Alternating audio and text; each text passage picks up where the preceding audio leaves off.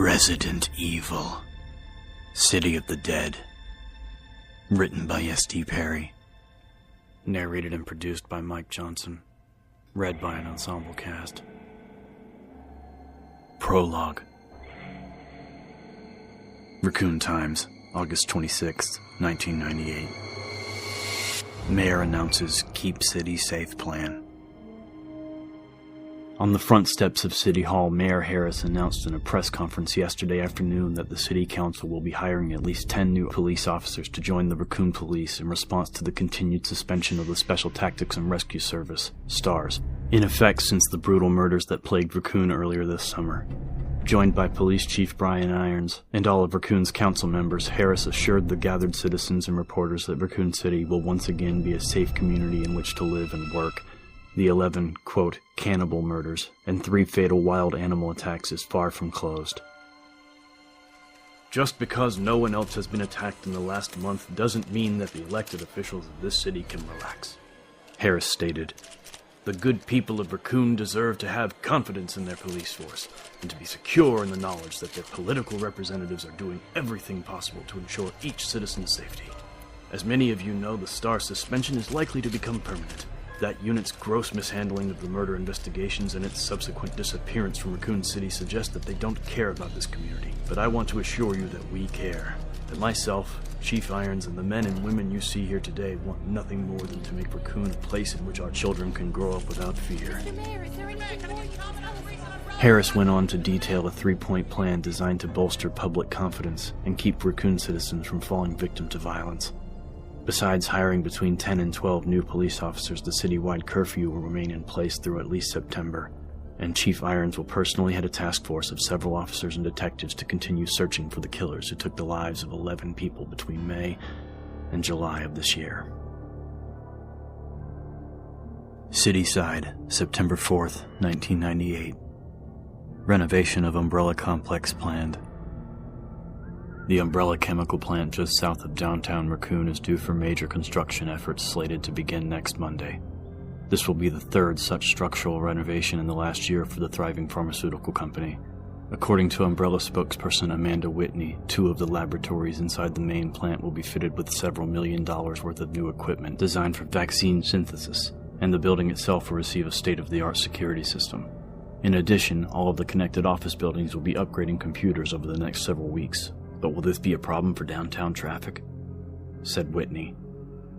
With the Raccoon Police Building just finishing up yet another one of their renovations, we know that local commuters are getting pretty tired of blocked streets. We're going to do our best not to get in the way of downtown traffic, but most of the construction is internal, and the rest we'll be doing after business hours. The courtyard in front of the RPD building, our readers may remember, was recently repaved and landscaped after several mysterious cracks appeared in the cement and topsoil. Traffic had to be diverted around 2 blocks of Oak Street for 6 days. When asked why so many overhauls as of late, Whitney replied, Umbrella has stayed ahead of the competition for as long as it has by keeping up with current technology. It's going to be a busy couple of months, but I think it'll be well worth the effort when we're finally through. Raccoon Weekly Editorial, September 7th, 1998. Irons to run? Mayor Harris may be in for a rough race next spring. Weekly sources inside the RPD are saying that Brian Irons, chief of police for the last 4.5 years, may be running for the city's top office in the next election, facing off against the popular and as yet unopposed incumbent Mayor Harris, already in office for 3 consecutive terms. Although Irons would not confirm his possible entry into the political arena, the one-time STARS member also refused to deny the rumor. With his approval rating at an all-time high ever since the cessation of this summer's savage murders, as yet unsolved, and the planned expansion of the RPD, Chief Irons may indeed be the man to knock Harris out of City Hall. The question is, will voters be able to forget Irons' alleged involvement in the 1994 Cider District land scam, or his rather expensive tastes in art and interior design, which have turned parts of the RPD building into something more like a museum than a working office? Assuming he means to throw his hat into the ring, this reporter, for one, will be looking forward to examining Irons' financial records. Raccoon Times, September 22nd, 1998. Teenager attacked in City Park. At approximately 6:30 p.m. last night, 14-year-old Shayna Williamson was accosted by a mysterious stranger in downtown's Birch Street Park on the way home from softball practice. The man came out from behind a row of hedges at the south end of the park and knocked Miss Williamson off her bicycle before attempting to grab her. The teen managed to get away with only a few scratches, running to the nearby residence of Tom and Clara Atkins. Mrs. Atkins alerted the authorities, who conducted a thorough search of the park but found no sign of the attacker. According to the girl, through a police statement issued early this morning, the man appeared to be a transient. His clothes and hair were dirty, and she described a bad odor coming from him. A smell like rotting fruit. She also said that he seemed drunk, staggering and falling after her as she ran. With the plague of cannibalistic murders from May to July still unsolved, the RPD is taking Miss Williamson's encounter very seriously. The assailant bears a striking resemblance to eyewitness reports of the gang members spotted in Victory Park last June.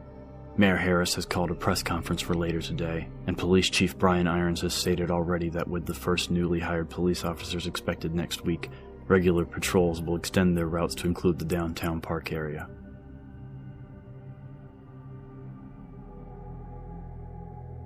Chapter 1. September 26th, 1998.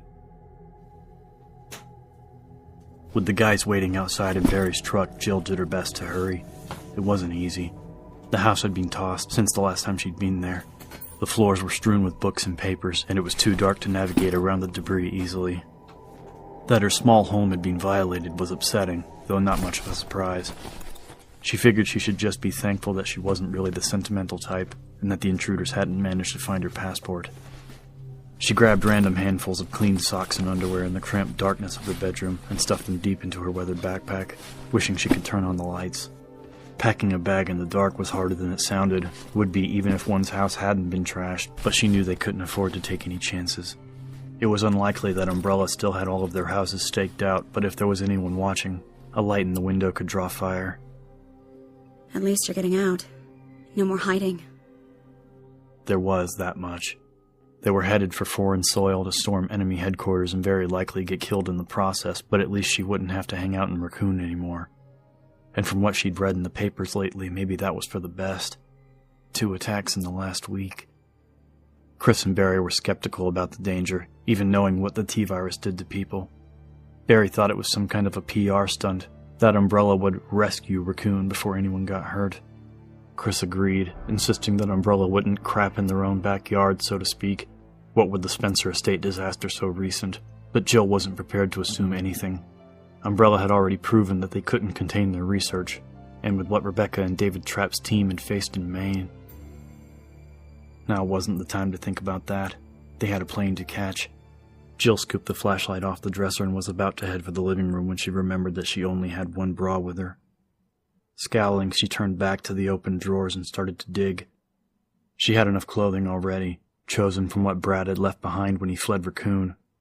She and the guys had been holed up in his vacant house for several weeks, ever since Umbrella had hit Barry's house, and although none of Brad's stuff fit Chris's tall frame or Barry's massive one, she'd been able to make do. Lingerie, however, wasn't something the Stars pilot had stocked up on. She didn't particularly want to hop off the plane in Austria and have to go bra shopping. Vanity, my name is Underwire, she muttered softly, pawing through the rumpled heap. She found the elusive article only after she'd gone through the drawer twice and crammed it into the bag as she jogged toward the small front room of the rented house. It was only the second time she'd been there since they'd gone into hiding. She had the feeling she might not be coming back for a while. There was a picture of her father on one of the bookshelves that she wanted to take. Stepping nimbly through the dark clutter, she hooded the flashlight with one hand and trained the narrow beam at the corner where the shelf had been. The Umbrella team had knocked the whole thing over, but apparently hadn't bothered to go through the books themselves. God only knew what they'd been looking for in the first place. Clues as to where the renegade Stars were hiding, probably. After the attack at Barry's house and the disastrous mission at Caliban Cove, she no longer had any illusions about Umbrella simply ignoring them. Jill spotted the book she wanted, a rather lurid-looking paperback entitled Prison Life. Her father would have laughed. She picked it up and rifled through the pages, stopping when the light fell across Dick Valentine's crooked grin. He'd sent the picture along with one of his more recent letters, and she'd tucked it into the book so that she wouldn't lose it. Hiding important things was a habit she'd gotten into young, one that had just paid off yet again, She let the book drop, the need to hurry suddenly forgotten as she gazed down at the photo. A faint smile played across her lips. He was probably the only man she knew of who looked good in the bright orange jumpsuit of a maximum security pen. For just a moment she wondered what he'd think of her current predicament. In a roundabout way, he was responsible, at least for getting her involved with the stars in the first place. After he'd been sent up, he'd urged her to get out of the business, even saying that he'd been wrong to train her as a thief. So I take a legit job, actually working for society instead of against it, and people in Raccoon start dying. The stars uncover a conspiracy to create bioweapons with a virus that turns living things into monsters. Obviously, nobody believes us. The stars that can't be bought by Umbrella are either discredited or eliminated. So we go underground, try to dig up proof and come up empty-handed as Umbrella continues to screw around with their dangerous research and more good people are killed. Now we're off on what will probably be a suicide mission to Europe to see if we can infiltrate the headquarters of a multi-billion-dollar corporation and stop them from destroying the goddamn planet. What would you think, I wonder? Assuming you'd even believe such a fantastic tale. What would you think? You'd be proud of me, Dick. She whispered, scarcely aware that she'd spoken at all, and not at all sure if it was the truth. Her father wanted to see her in a less perilous line of work, and compared to what she and the other ex-stars were currently up against, burglary was about as dangerous as accounting.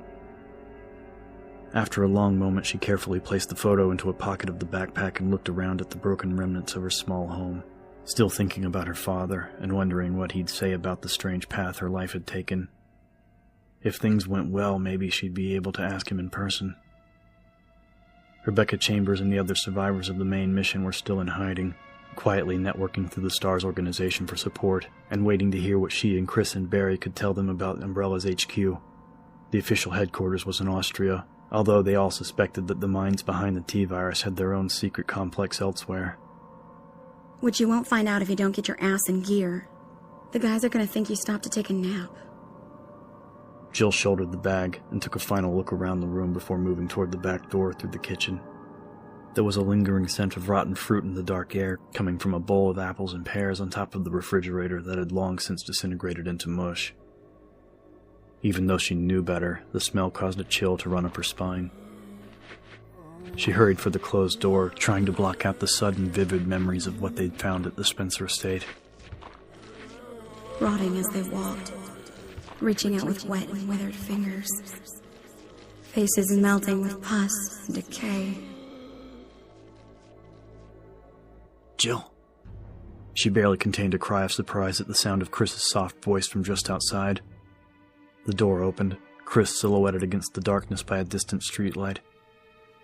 Yeah, right here, she said, stepping forward. Sorry it took me so long. Umbrella's been through here with a bulldozer. Even in the bare light, she could see the half grin on his boyish face. We were starting to think the zombies got you, he said, and although his tone was light, she could hear the real concern in his voice. Jill knew that he was just trying to ease the tension, but couldn't find it in herself to smile back. Too many people had died because of what Umbrella had unleashed in the woods outside of Raccoon. If the spill had happened closer to town. Not funny, she said softly. Chris's grin faded. I know. You ready? Jill nodded, although she didn't feel particularly ready for what lay ahead. Then again, she hadn't felt ready for what they were leaving behind either. In a matter of weeks, her concept of reality had undergone a massive shift, turning nightmares into the commonplace. Evil corporations, mad scientists, killer viruses, and the walking dead. Yeah, she said finally. I'm ready. Together, they stepped outside. As Jill closed the door behind them, she was suddenly struck by a strange and ominous certainty that she would never set foot in the house again, that the three of them wouldn't be coming back to Raccoon City at all.